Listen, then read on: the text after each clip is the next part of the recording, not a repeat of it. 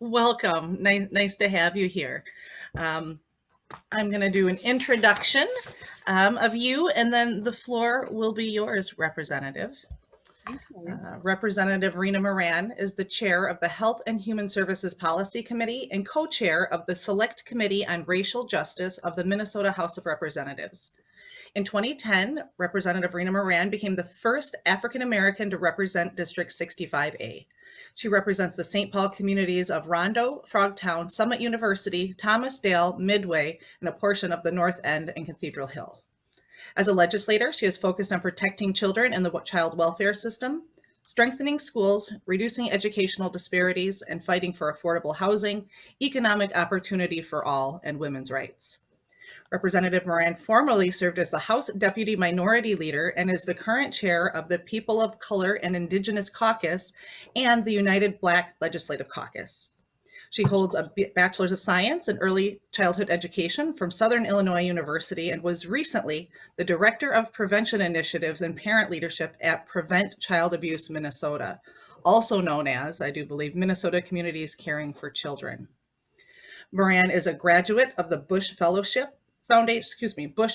Fellowship, Humphrey Policy Fellowship, and Henry Toll Fellowship. On a national level, she serves as Executive Secretary of the National Black Caucus of State Legislatures, Midwest Region Coordinator for the National Organization of Black Elected Legislative Women, and as the Minnesota State Director for both the Women's Legislators Lobby and the National Foundation for Women Legislators. She's a proud mother of 7 and grandmother of 8. That is impressive. Welcome. Welcome. We are so glad to have you here. And the floor is yours, Representative. Well, thank you so much for the invitation to be here today. But before I get started, I have to know who I'm speaking to. So I would love to just for you guys to introduce yourself and maybe tell me a little bit about who you are. Sure. Why don't we go through? We'll do it just real quick. Mark, could you go first, please? Sure. Representative, my name is Mark Pricing. I am on the PRISM Board of Directors, and I am a retired public school teacher and public school administrator. Thank you. Betsy? Hi, Rena. Betsy Scheuer Anderson. Great to see you. Peggy? Yes. Hi, Representative. I'm Peggy Lepick, a long-term Rotary member and actually a former member of the House of Representatives. Oh, really? Okay. I'm writing your name down, Peggy. I got to. It was a long time ago. Okay. Jeelan? I am Jeelan Heidelberg. I am a member of the Hopkins Education Foundation Board, had 3 kids go through the Hopkins schools, and have 5 grandchildren. Thomas? Hello, Representative. My name is Thomas Johansson. I'm a Golden Valley resident and member of Golden Valley Rotary and work in the tech industry. Julie? Hi, my name is Julie Peterson. I'm a Golden Valley Rotary member and a Golden Valley business owner with Culver's of Golden Valley and 2 others in the Ramsey County area. Carol? Carol Bomben, Eden Prairie, long time, 16 years on the Eden Prairie School Board, also on the Minnesota State School Board Association. Currently serve on the board of a transitional housing program in Eden Prairie for homeless 18 to 24-year-olds. Stephen? Hi, I'm Steve Adams. I'm the treasurer of the Hopkins School Board and in my 9th year, and also a member of the Association of Metropolitan School Districts. Brian L. Hi, I'm a Golden Valley resident and Rotary member here in Golden Valley. Shannon? Hi, I'm Shannon Andreessen, clerk for the Hopkins School Board and member of our Legislative Action Coalition. Shep, if you're able to speak. Hi, Madam Chair. It's Shep Harris. I'm not stalking you. I am a longtime member of the Golden Valley Rotary. So thrilled to have you come to our little, niche of the world. Absolutely. Thank you. Mary. Hello, Representative. My name is Mary Timmons. I'm a member of the Golden Valley Rotary and have been a member of Rotaries for quite a while, and am a resident of Minneapolis. Thank you for joining us. Brian R. Yeah, I'm Brian Rossi. I'm a Golden Valley resident and former school teacher and principal, and working on a youth leadership project and on the Rondo Land Bridge project. Welcome to the community. Yeah. And I am Michelle Ness. I'm the executive director of PRISM nonprofit in Golden Valley, and happy to be the current president of the Golden Valley Rotary. So we've got quite a diverse and great audience for you today, Representative. Yeah, so it's a great audience. Chef is always a friendly face at the Capitol. So good to see you again, Chef. And we have many educators on this Zoom. So that is really, really good. And I guess it's good for a few reasons, because I was the chief author of the educational amendments. And, you know, as I talk about that, I also like to hear from you guys too. And I don't quite know what you want to hear about it, but what you want to know about it, but I did like bring the language of the bill. It was House File 3658. It's a proposing an amendment to the Minnesota Constitution, Article 13, Section 1, providing a fundamental right to a quality public education for all children. And as you heard, you know, I am a really strong advocate for children, families, communities, women. My degree is in education. It's a field that I worked in for 15 years while raising my 7 kids, you know, also.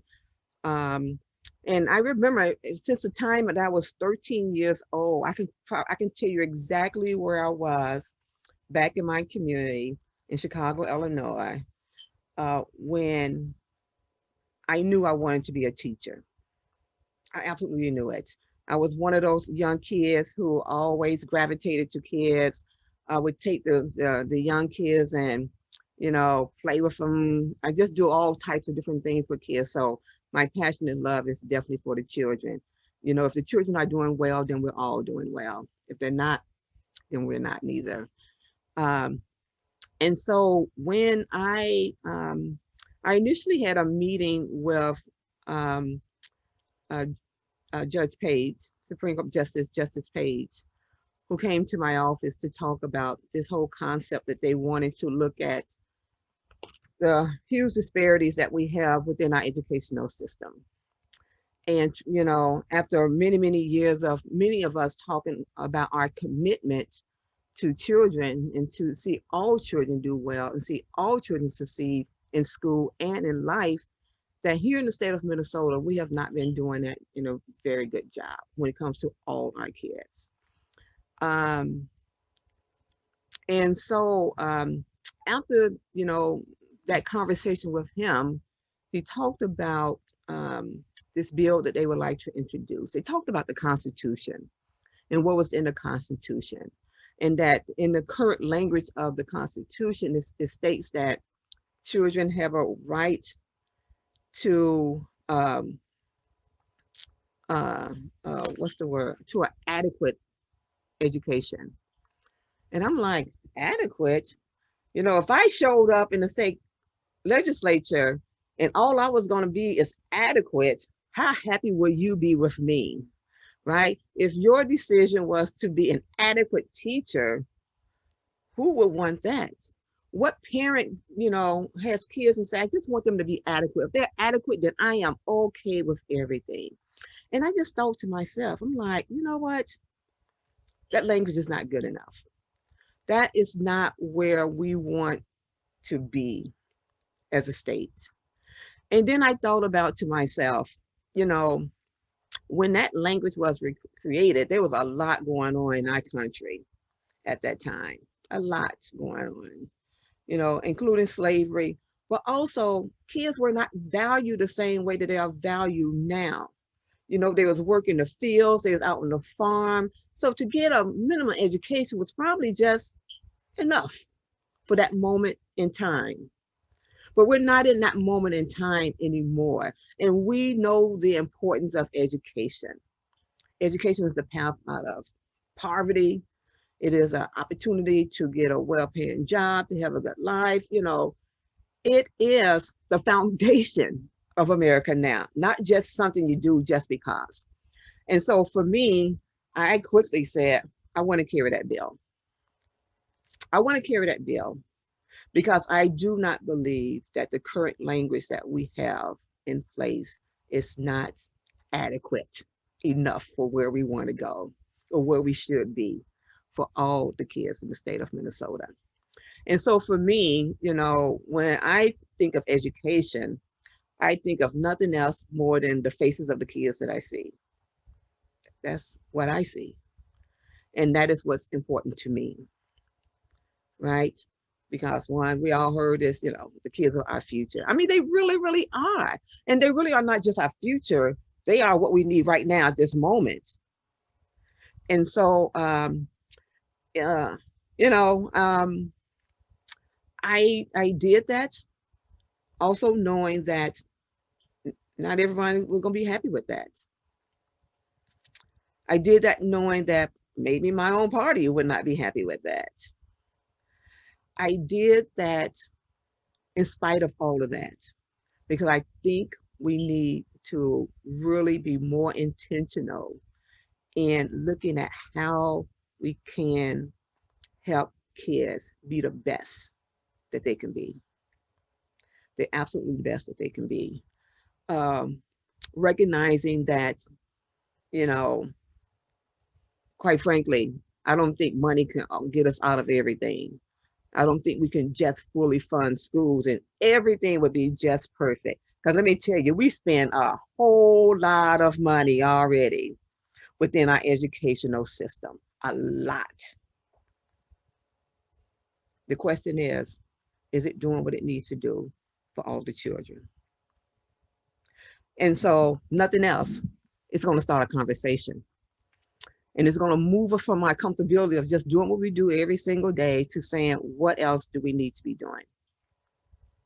And quite frankly, maybe we need to change the language in the Constitution to match where we are today in the 21st century into the future. And so there we go. That's my piece. So we open it up for and a discussion, really. I want a discussion, quite frankly, yeah.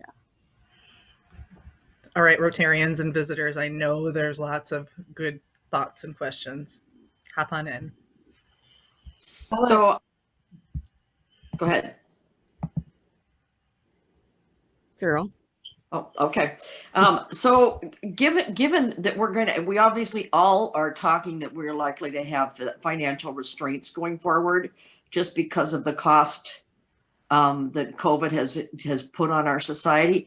But the danger for me, as I look at that and have been involved in education and care deeply about it, is that we're just going to go back to what we used to do. And that's dangerous. That I was listening on the news today about how our kids we're already identifying that children are behind, and children of color in particular are also even more disadvantaged as a result of the impact of trying to create a new system for educating with virtual and hybrid and all these different pieces.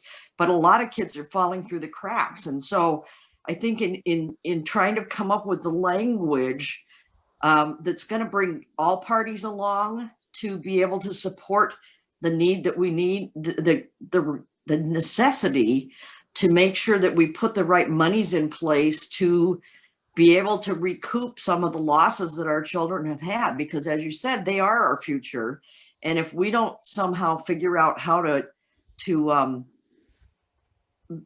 balance things out so that they have the skills that they need and and they're all at different developmental places in their educational journey. Having a grandson who's in first grade and struggling heartily because he's been in virtual, because they haven't been able to go into a hybrid, or, he needs to be in front of an adult, and it's hard. But I guess in the ramble, what I'm trying to get at is, how do we somehow find a way to, within our society, recognize that education is critical to restoring our normal life as we come out of this pandemic. So that's a good question, Carol. Yeah. Right. And for all the educators online, I'd like to hear what your thoughts what that is. I think it's going to be hard. And so when you say we're just going to go back to what we used to do, what do you mean by that? Well, I think there's also a piece, if we can start to frame the language, that what are the opportunities that have presented themselves as we've learned to try to deal with the pandemic? Because I think there are opportunities, even though there have been challenges. So it's really trying to get there. I think there's some pieces where some children are doing very well with virtual, and some grade levels, and there's some advantage for some, but there's definitely disadvantage for many. So how do we leverage the opportunity piece and try to carry that forward? And I think your point's well taken. This isn't about money necessarily, but it's about thinking about how we approach education. And, for many, many years, I've felt that, there are a lot of reforms that can happen for education that's to the benefit of children, because too often the reforms that we come up with are really for the benefit of adults, is my opinion. And we really need to focus on the educational needs of children that we know, based on brain research and pieces how kids are learning. And unfortunately, as adults, we drive it from our perspective. And, I know I'm kind of thinking differently here, but it's how do we really devise an educational system that really does meet the needs of children, not the needs of adults. School systems operate the tail wags the dog, because you have to drive your buses. And so buses sometimes drive the schedule of a school district, and they drive some of the, there's so many things that drive the cost in a school district that are important, but they aren't the educational aspects of educating kids. So it's really trying to put, the right boxes in front, being, what are those educational pieces that are working, that are opportunities, and sort the other stuff out sort of as best we can. Again, if we can start to use language around the opportunities instead of the challenges that are created. So that's my 2 cents, and all. Well, thank you, Carol. Thank you for sharing. And sometimes even going against the grain, it's okay. You just say what you have to say, and it creates a dialogue, if nothing else. None of us is all right, none of us is all wrong. And so, but you're right. Our educational system is exactly as it was when I was in kindergarten, which was like many, many, many, many years ago. And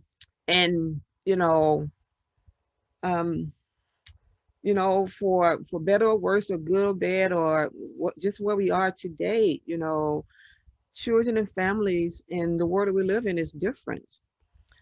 And we're smarter people now too. We know about ACEs. We know about average childhood experiences. We know about what trauma and toxic stress, how that impacts development, brain development. We know so much more than we knew, 200, 300, however many years ago, right? We are in a better place to be more creative, to be more thoughtful. And, opportunities are good, but they're only good when, they're benefiting you. What about when they're not benefiting all the other kids that we're leaving behind? When,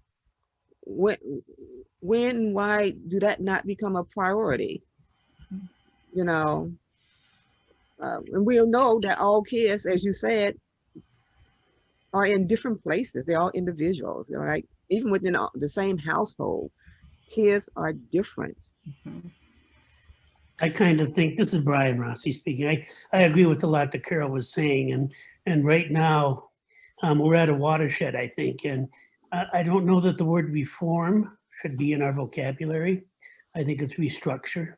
The school system we have was designed back in 1910. We're still using Carnegie units. We're still using standardized testing to measure people. And that's really just a filtering system to measure privilege in a certain sense.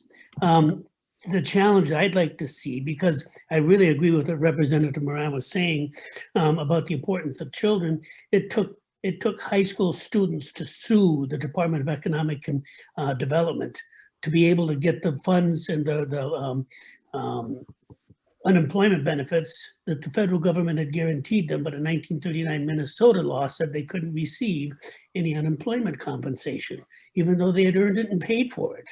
And we're still debating that, and we still refuse to do it.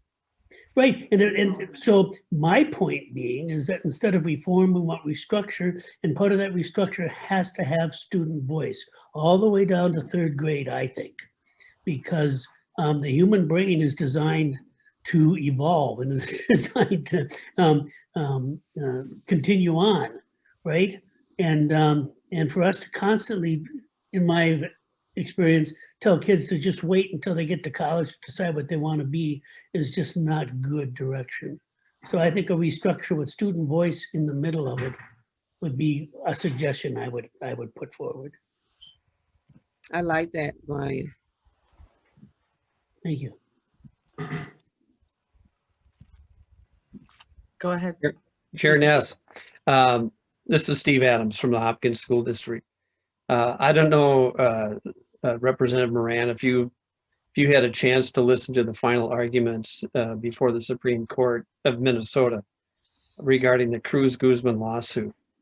The Cruz-Guzman lawsuit was brought several years ago by 2 families who challenged the idea that that there was adequate education for every student in the state, and they requested that the legislature be directed to come up with an adequate form of education for every child.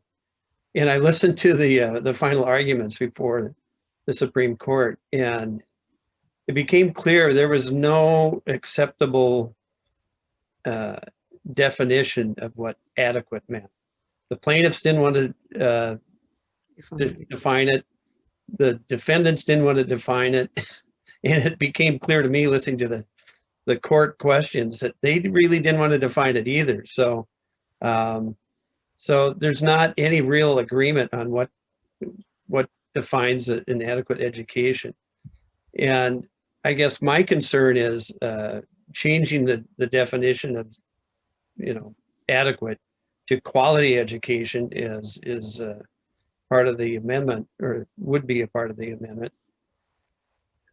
Is equally vague, but maybe you've got a definition of quality education. I'd like to hear what your definition would be.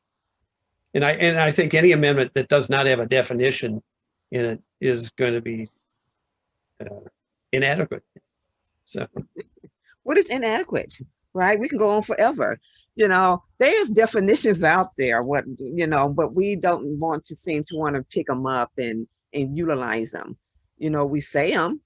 We know what they mean. We know what adequate means. We do. We know what inadequate is. We know where a quality is. I don't have,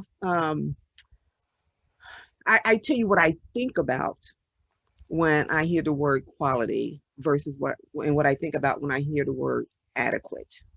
I can tell you what I think, what I see, what I feel when I hear those 2 words, adequate versus quality.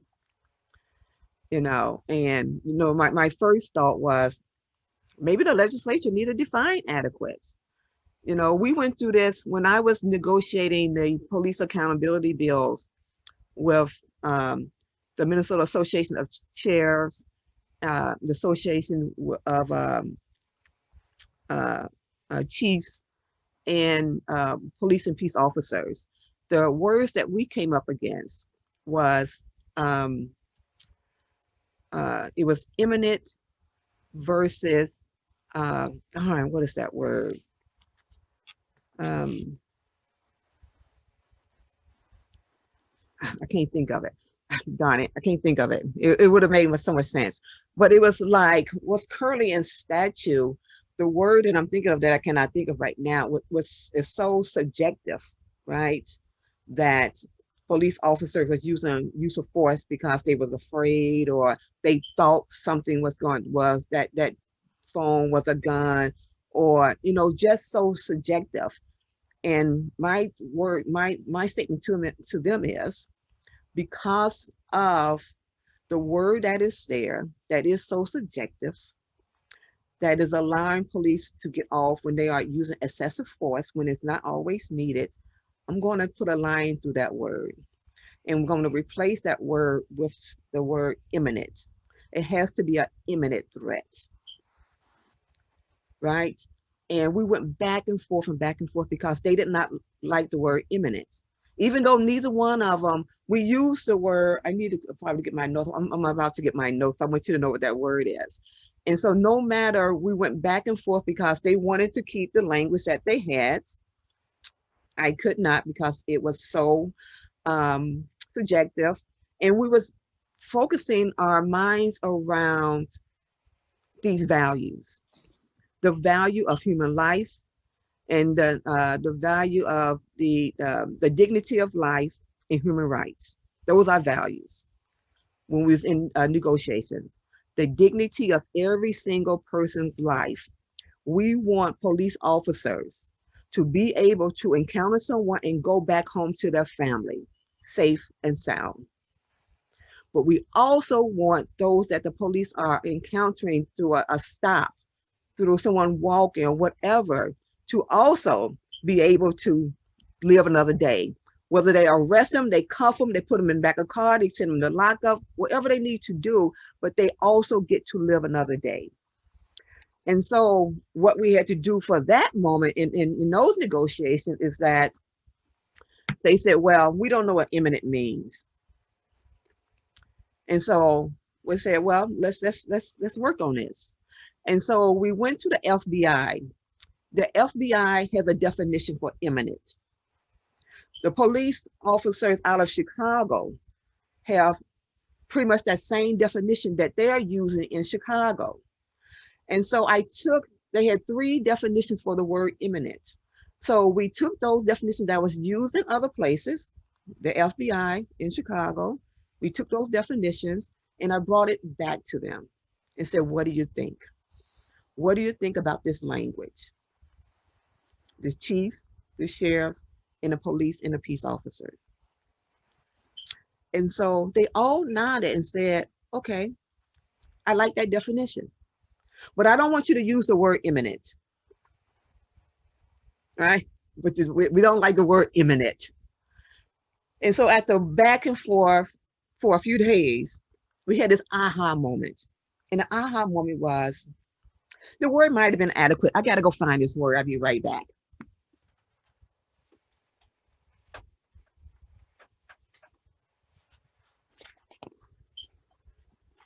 Okay. Let's see. Apparent. So it was an apparent threat, an apparent threat. If there's an apparent threat, right? Very subjective. Very, yeah. Right? That's the language in law. And we wanted to move it from apparent to imminent. And what a reasonable police officer would do under the dignity of life, the sanctity of life, and human rights. And eventually the aha moment was, well, we won't use apparent and we won't use imminent. We won't use any one of those words, but we will use the definitions of what they mean. And we could all agree with that. And there we go. And just using those words, we believe the Commissioner of Public Safety, the sheriff, and others believe that just changing that one word will make folks out here in the community across the state of Minnesota would make their lives better. It would make things better. just that one word, right? And now the police officers had to be all trained all over again, right? Because that apparent threat, they would have been trained around warrior training. Like, you are the enemy. I kill you before I be killed. That's the mindset we was bringing to that, right? And so we just sometimes have to change our mindset about how we see the work that we need to do for the betterment of children, every child, who we know are learning and developing, not all at the same time.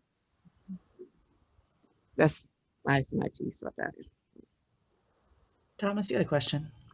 Yeah, thank you so much. I really appreciate the effort, the energy, and focus that you're putting behind this. This is really important work. I have a few, let's say, logistical questions. So I was able to find, the amendment based on what you had mentioned. Where is it at in terms of the process right now? I have some follow-ups to that too, but I think I'll just ask about that first. Yeah, so when you introduce a bill, and it's got bipartisan support, may I just say that too. There's more than 30 signatures on that bill from both sides of the aisle. And so when a bill does not pass out the body, it dies. So it is dead at the moment, with plenty more conversation about reintroducing the bill come 2021. Mm-hmm. Oh, great. That kind of addresses already my follow-up, which is specifically with your colleagues in the House, what sort of reactions are you seeing and hearing? And if you're considering, I guess, getting more specific or changing the language, and I suppose that's related to what you already mentioned with getting lots of feedback and just talking about it, keeping the conversation going and getting more energy behind it. Well, what I try to do is this, I try not to introduce or move anything through the body that's just about me and what I'm thinking, right? My core value is that those who are impacted by systems should also be at the decision-making table deciding how we can make that better, right? So I've had like meetings with the president of Education Minnesota, who didn't say much about anything. But what I did not like what she said is that we just need to fully fund schools. We just need to fully fund school. And my thought was, we're spending millions and millions and probably billions of dollars. And so we would never probably get to the place, and I don't know what fully fund means neither, by the way, get to the place where we can like fully fund school. So what I heard is that if we don't fully fund school, then there's nothing we can do, right? I didn't hear an alternative. I didn't hear no next steps or what else we can do. It's just like fully fund. Fully fund is going to do the job. But I'm also meeting with those who have been impacted the most, which is like kids, youth, and parents. And what are parents' expectations, right? Because I think it's really, really important that I hear to those who are impacted. And so there's, a group called the Parents Advocate. I think it's called Parent Advocate or something, who are like really, really leading this initiative to remove the current language from our Constitution around an adequate school system. There are folks who are looking at, how do we fund school? If that is funded through, property taxes, a big part of that. And so we have the Hopkins schools, nothing about Hopkins school, great job, you guys, but your school are based on the property. I have my grandson here too, who's doing this learning. I have to help out, by the way.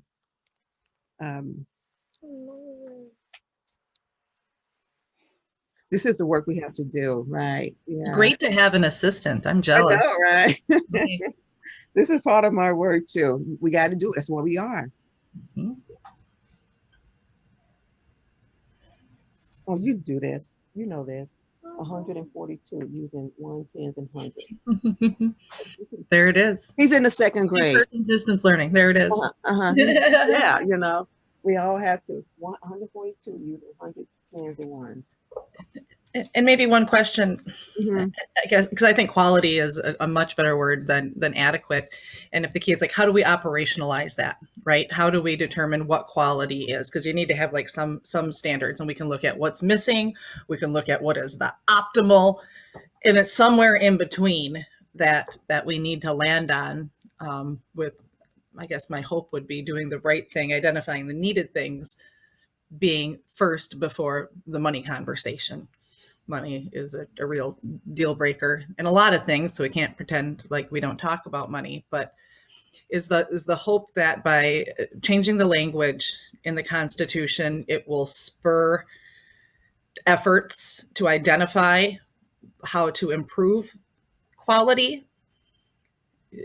Or I guess I'm thinking it, I don't believe it'd be a mandate necessarily that would come from it, but would create space for dialogue, action, opportunities to address some of the challenges.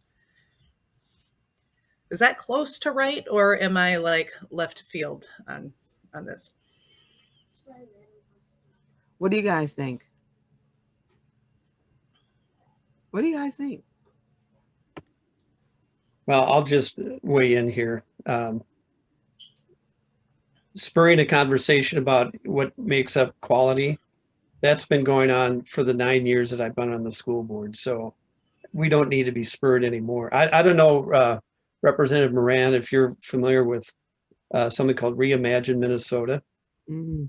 It was a group of metropolitan school districts that came together about 5 years ago to try and come up with an action plan to address the inequities in public education in the state and the racial inequities. I mean, it's just embarrassing for Minnesota.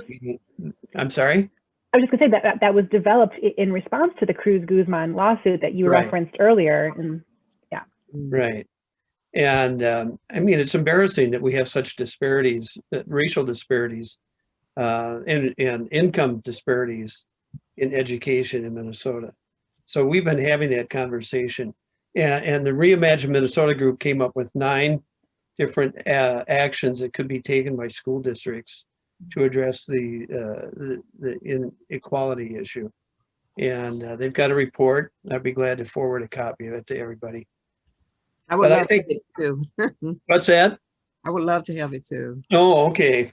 And so that's one aspect. And then just last year, the governor directed the Commissioner of Education in Minnesota to review school funding and how schools are financed in the state. So there was a group of about, I think it was about 25 people, including some members from the Robbinsdale School District that were on that group, who came up with a report that was just released in October that recommended different funding mechanisms for the state that they could pursue. It's a very expensive proposition. And if you were to implement everything that's in that report, it'd be another $4 billion per year for education in Minnesota. And we know that's not feasible, but to do some of those things are definitely feasible. But I want to address the funding issue. I know Education Minnesota says if we just fully funded Education Minnesota, everything would be fine. I don't necessarily agree with that. But the fact remains that schools right now receive $659 less per student than they did in 2003. And that's on an inflation adjusted basis.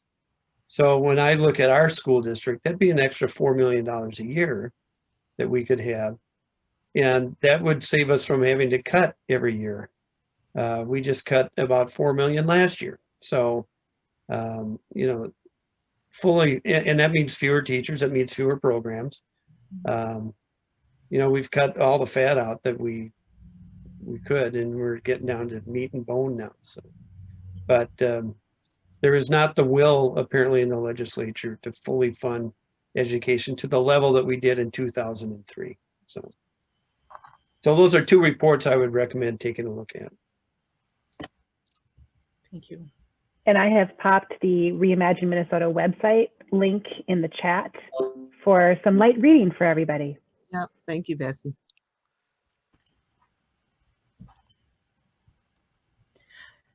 One of the things I think that I'm hopeful of through this pandemic experience and with distance learning is it's showing the inequities and the disparities that exist that we've known, but it really brings them to light.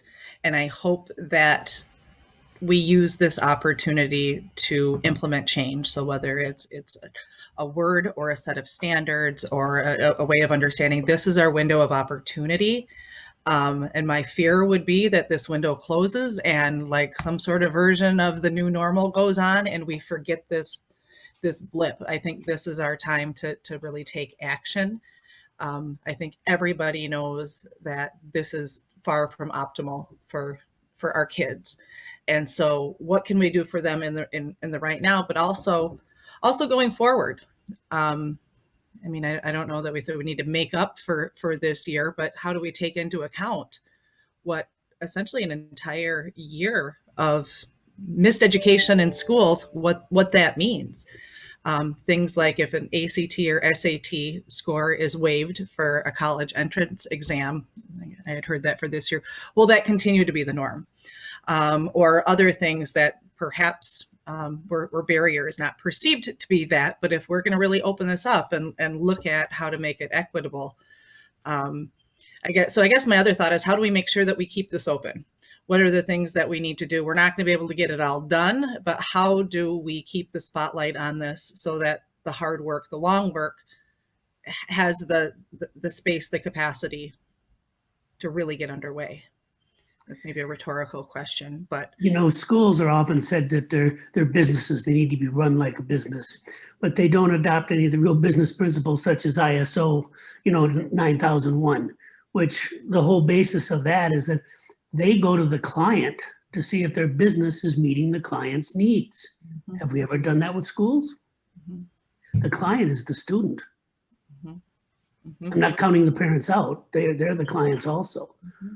But I mean, the parents and the students would be the one, not the SAT score.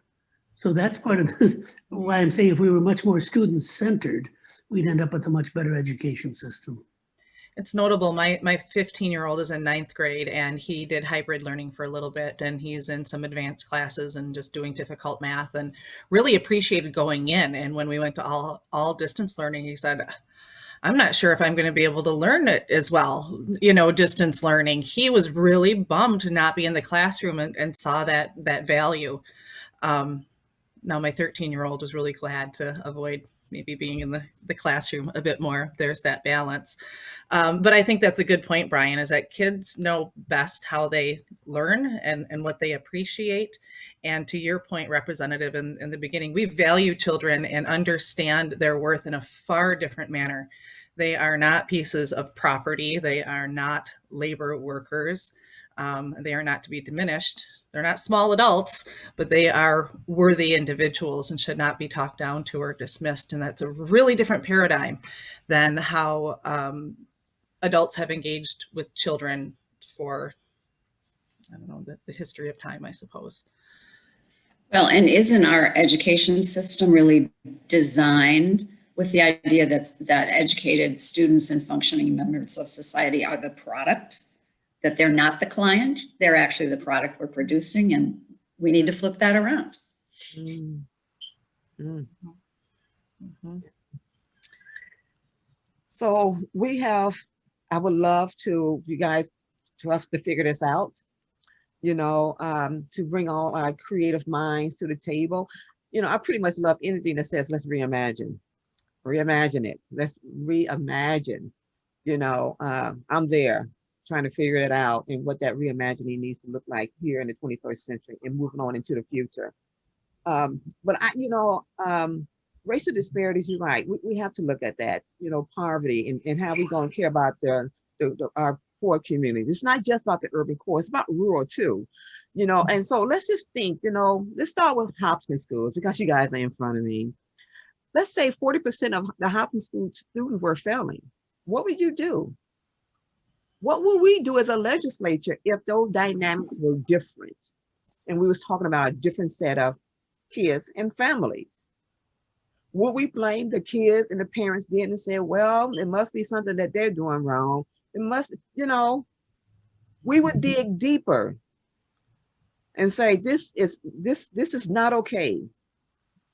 Right. And so Right. this is not okay. This is not okay. Well, I think that this is a conversation that the Hopkins School Board has quite regularly.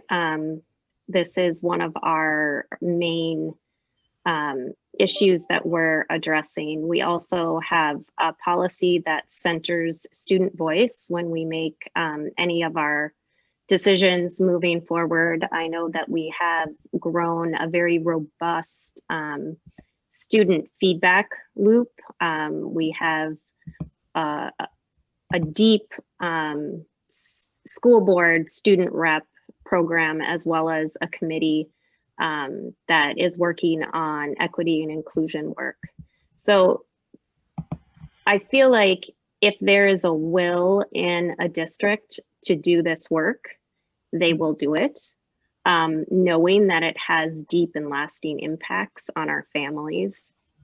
And I don't think that, as far as the constitutional amendment is concerned, that there's anyone really that has an issue with the word quality. I think that we can all get behind that. In particular, anyone that is that has anything to do with education. Where I have concerns is the constitutional amendment, the wording as it stands now, would get rid of funding. That there's nothing currently, our amendment says that our educational system is to be funded through taxation. The new one gets rid of that. And so that's a worry for me. I feel like in other states where this constitutional amendment has gone forward, there has been a opening for voucher programs, which essentially funnels public funds to private schools. And so I feel like I love that we're having this conversation, because I think it's so important to have it. But I would like for there to be a vehicle in which people who are involved in public education can get their concerns heard.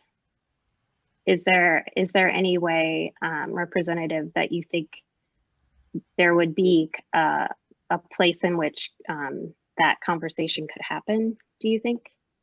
I think if we have a hearing, we can have a conversation. We can have stakeholders come to the table, those of who have their self-interest in education and the outcomes for our kids. I think that's a good place to start, right? Public hearings are important. The one thing I do know about the legislature is that, we introduce bills all the time. And where a bill started is not always where a bill ends at. Most of the time, the language has changed as it's traveled through the body. Nothing different about this bill. I don't know why people are afraid to have this conversation, because it really is about a conversation starter, getting us someplace that we need to go, right? We can think of all the things in our heads about what's wrong, what's happening with it, whether we're gonna take all the money out of public education. I don't think it's saying that at all. I do hear the pause about taxation, but I think the taxation part is, if you have different districts who have a higher tax, bringing in higher taxation and higher dollars into the school system, why are we at the legislature, diverting money equally? That's not equitable. We know there are schools that wish they can have some of the things that Hopkins have. Let's start with my school, my district, Maxfield, right? But if we're always thinking about ourselves and not thinking about the impact of these decisions and who we're leaving behind, we say we care about those things. We say we are a state with those values. We say those words all the time, but I haven't seen that value statement lived out in how we legislate or how we invest. in a real way. We are definitely leaving whole communities of kids behind, right? And so the fact is, you know, I would love to have a hearing and let people come in and share. Maybe we'll learn something.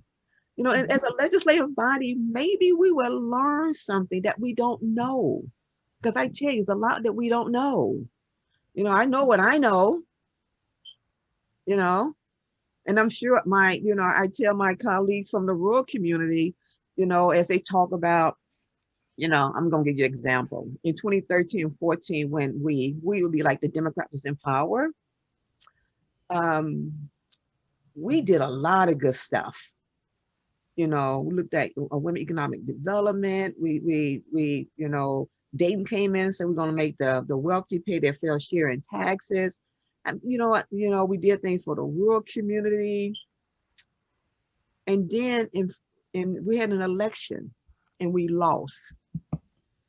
All the good work that we thought we were doing, the people back out in the community didn't agree with it, right? Across the state. And my rural colleagues said this: you didn't did nothing for us. We was like, we did this, this, and this, and this for you.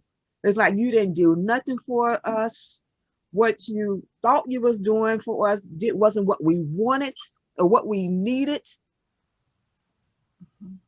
And I said, wow, that sounds like my community saying that. That sounds like a community of color saying, you ain't did nothing for me. You know, what you thought you did is not what we needed to happen, what's going to help move our community forward, right? Because we don't listen. We don't listen to people and what people are saying they need to move and make their lives better. We think we know, and we stay within this little silo. We continue to be in the silos. The other stakeholders who are ringing in our ear, who those folks who don't show up at the Capitol, we're just listening to them. We're not listening to the people who are mostly impacted and been affected by our decision-making process. So yes, we can say what you're doing is not doing nothing for us. It's making things worse, for a matter of fact. And that is showing up in the inequities and disparities that you are seeing. We're legislating, but we're not legislating in a way that's been effective for the people who need it. And we're not listening. So I'm excited about 2021 because what I see is a more diverse legislature that brings more diverse perspective to the table, more lived experience, more life experience, more educational experience to the table about how we can move our state together and move more people forward together, right? And for some people, they hear different things. I hope you only heard what I just said, right? That it's an opportunity for us to bring different ideas into that body that works for more people to make more decisions. Because I am personally tired of hearing Minnesota being known for our disparities, for knowing how bad we are. That hurts me to the core to continue to have to hear things like that. We're better than that, we're bigger than that, we're smarter than that. We say that all the time too, right? We are Minnesotans. Yep. We can do better than this. I think that's a perfect summation of everything right there. We can do better than this, and we know that. And there's so many different ways to do it. We need to simply tackle this. We are over our time now. Thank you so much, Representative. You've been very generous with your time and your sharing, and thank you for listening.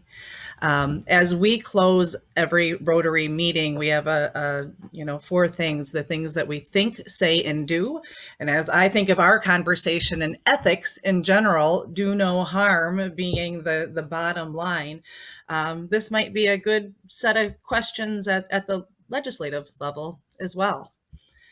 I am going to pull it up, and if folks would like to recite along with me, the Rotary, the four-way test. First, is it the truth? Second, is it fair to all concerned? Third, will it build goodwill and better friendships?